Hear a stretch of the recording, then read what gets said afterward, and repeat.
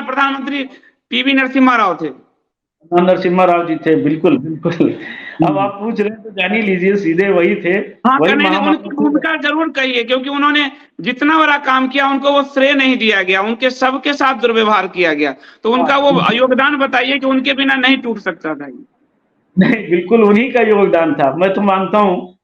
तो मुझे ले गए, वहाँ अंदर हम लोग बैठे, एक आईएएस रिटायर्ड आईएएस अधिकारी थे, बाद में पता लगे वो मुचकुंद दुबे थे, बांदा के रहने वाले थे। उन्होंने स्वागत किया, ब्रह्मदत्त जी से बात की, कहा ब्रह्मदत्त यही है संतोष? बोले हाँ यही है। बोले यार क्या मजाक करता है वो, ये बच्चा वो वहाँ की भाषा में, बुंदेलखंड की भाषा में बोल रहे थे। हाँ, क्या मजाक करते हो, ये बच्चा है यार, दुबला पतला, इसके शरीर में तो मूछें हैं और तो कुछ है नहीं। तो फिर उसके बाद वो लोग इंग्लिश में बात करने लगे। उनका आशय था, जो मेरे समझ में आया, कि वो उन्होंने कहा ब्रह्मदत्त जी ने, ये डायनेमिक पर्सनालिटी है, इसको सावरकर समझिए, इसके सीने में चंद्रशेखर आजाद का दिल बैठा हुआ है। तो इसी बीच देश के प्रधानमंत्री सामने आ गए, तो सबने पैर छुआ, मैंने भी पैर छुआ उनका। नरसिम्हा राव जी का। जी, जी, नरसिम्हा नरसिम्हा राव राव, जी जी, का, जी। उनका पाँव छुआ।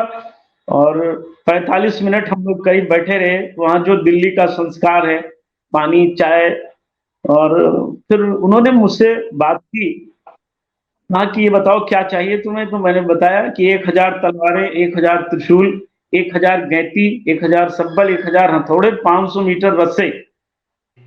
तो वो थोड़ा चिंतन में चले गए। फिर उन्होंने कहा, बेटे एक बात बता तू, माना कि हथौड़ों की जरूरत है, थोड़ा मान लिया गैती की जरूरत है, माना कि सब्बल की जरूरत है, यह भी मैं मानता हूं कि रस्सों की जरूरत है, पर ये तलवार और त्रिशूल क्या कोई नरसंहार करना है क्या? तो मैंने कहा नहीं नहीं। उन्होंने कहा ये तो नक्सलियों का काम है। मैंने कहा नहीं, मेरा ये काम नहीं है, मैं हिंसा करूंगा ही नहीं।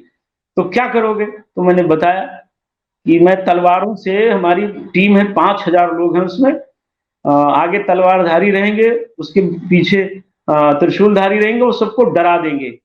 कोई आवाज, जो कैमरे चमकेंगे उनको भी रोक देना है, कैमरे जो नहीं मानेंगे तोड़ दिया जाएगा, और तलवारों से लोगों को डरा दिया जाएगा।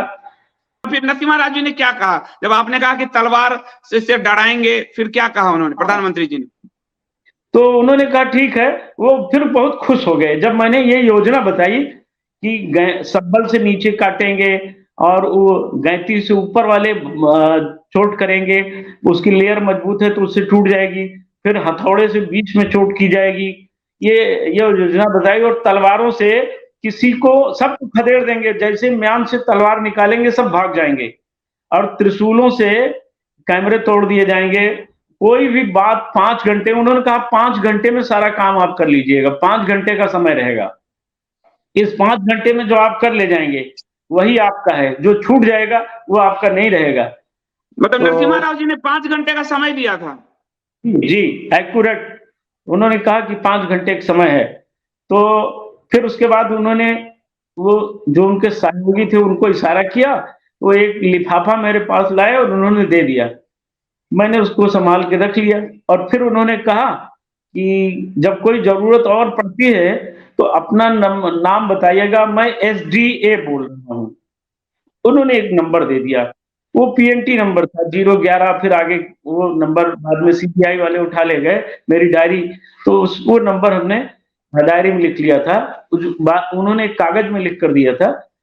तो मैं जब वहां से, हम सारे लोग विदा हुए, चरण छूकर आशीर्वाद उनका लेकर चले, तो मेरे मन में आया कि जो मुझे लिफाफा दिया गया है, थैला, इसमें नक्शा होगा जरूर, क्योंकि उस समय संतोष बहुत जी एक सेकंड, संतोष जी एक सेकंड, उन्होंने कहा कि बाद में जो जरूरत होगा तो एक नंबर उन्होंने दिया कि इस पे फोन करना। हाँ, फोन कर लेना, अपना नाम बताना है, एसडीए बोल रहा हूँ। अच्छा, एसडीए बोल रहा हूँ, मतलब आपको प्रधानमंत्री नरसिम्हा राव जी ने एक कोड नंबर दिया कि ये कोड इस्तेमाल करना। हाँ जी, जी। जी जी, बाद बाद में वो चेक करने का अवसर भी आया, किया तो उठाया गया, बात हुई, वो बहुत सारा काम हुआ था।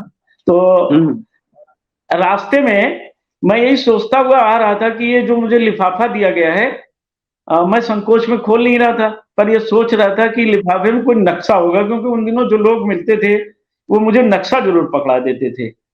तो एक नक्शा और मिल गया होगा। लेकिन जब गजरौला में दीक्षित जी के ढाबे पर ब्रह्मदत्त द्विवेदी जी ने कहा चाय पी लो, गुड़ की चाय पीते थे, तो उन्होंने कहा ये चाय पी लें, दीक्षित अपना चेला है। तो वहां हम लोग जब रुके तो मैं लघुशंका के बहाने गया, तो मैंने लिफाफा फाड़ कर देखा तो 50,000 की गड्डी देखकर मन प्रसन्न हो गया। अब मुझे कोई गैंती, हथौड़ा, तलवारें, मतलब उस त्रिशूल। दौर में प्राइम मिनिस्टर जी ने 50,000 रुपए दिए, ढांचा जी। तोड़ने के लिए मदद किया पूरा। तो उन्होंने ये भी कह दिया था ब्रह्मदत्त जी सब आपको उपलब्ध करा देंगे। ब्रह्मदत्त जी ने कहा कि दिल्ली में हमारे कानपुर में हमारे रिश्तेदार हैं अग्निहोत्री जी, उनका ये सब बनाने का कारखाना है, फैक्ट्री है, मैं उपलब्ध करा दूंगा। तो लेकिन वो 50,000 रुपए देखने के बाद मेरा मन प्रसन्न हो गया कि अब तो ब्रह्मा जी भी ढांचे को नहीं बचा सकते, अब तो मैं खरीद लूंगा, मेरे पास धन आ गया है, निर्धन के धन राम। अब तो मिल गए, राम मिल गए ये। मैं बहुत खुश हुआ, पर अपनी खुशी को छिपाए रखा, ब्रह्मदत्त जी को बताया नहीं।